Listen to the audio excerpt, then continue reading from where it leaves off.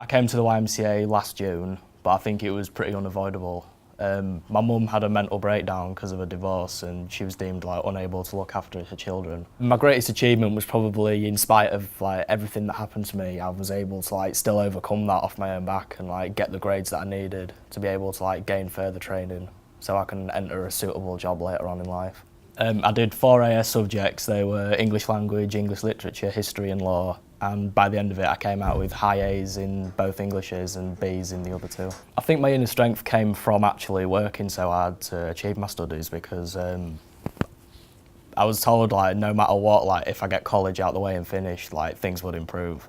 I remember one of the staff members here, Digger, he told me, don't chase the money, chase the vision, because if you chase the vision, the money ends up following you.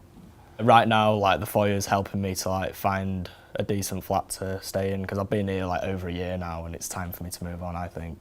Being nominated for the YMCA Young Achiever of the Year is quite an exciting thing for me, because it's given me the opportunity to go to London, which I've never been before. The good thing in my life right now is that I've got a place to stay with people that actually care about me and have some good relationships with people, because without them I don't think I'd be able to cope.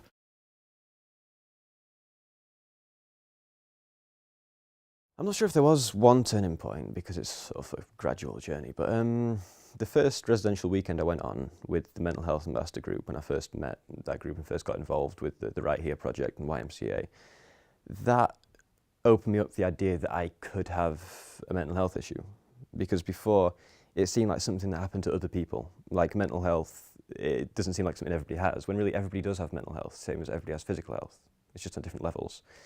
And I sort of thought of depression and stuff like that as being stuff that crazy people have, but it's not like that. If somebody's walking around with tissues and a cold, then nobody asks them what's wrong. It's obvious.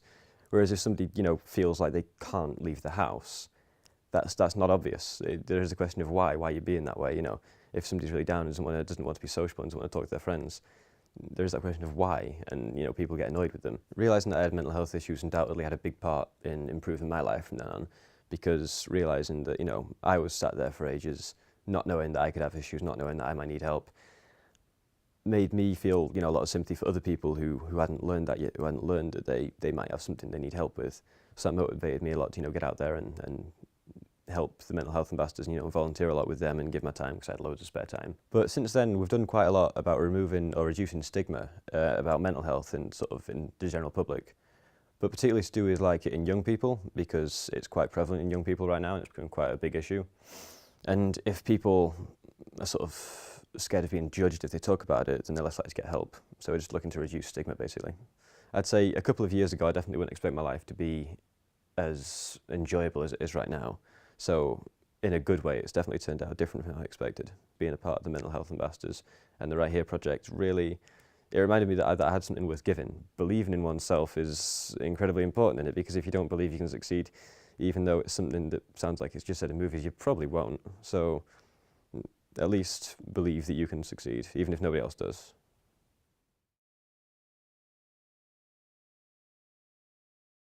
People say that when you have kids, it changes your life. I didn't get it. I didn't get it until I watched the birth of my son, and I thought, this is, as I said, I only live for myself. So if I'm gonna run into somebody's house and take what they got, I'm gonna do it, innit? The consequences is I go to jail, or I get caught, or whatever. But now, from the birth of my son, it kind of showed me wow, everything that I do reflects on him. So if I do something stupid, which is a spare of the moment, there is no spare of the moment anymore. It's more about my son now. Everything is about my son. I do everything for my son.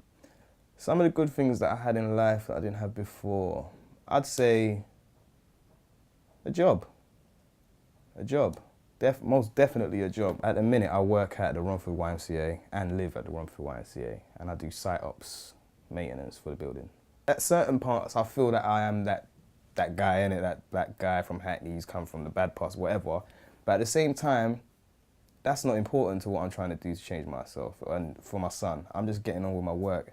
And like I said, they treat me well. It's just they're not used to someone from Hackney, not even Hackney, someone from the street who wants to better themselves and be a part of their, whatever they call it, their building. So it's obviously, it's probably a culture shock for all of us. Are you happy?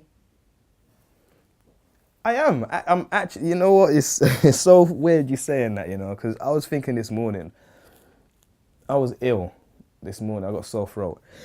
And I got out of my bed and I was like, right, I'm ill.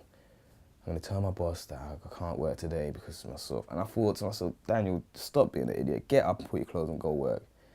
And even when I was doing it, I'm thinking, I'm not even coming up with my old excuses.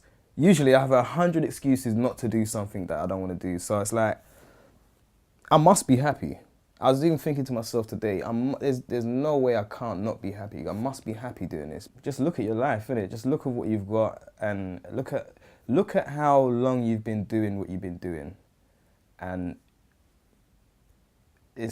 you'll know when it's time to change. You'll know. I want my son to be like, I know I might not have been a great husband or whatever, but I was a great dad, innit? So, yeah.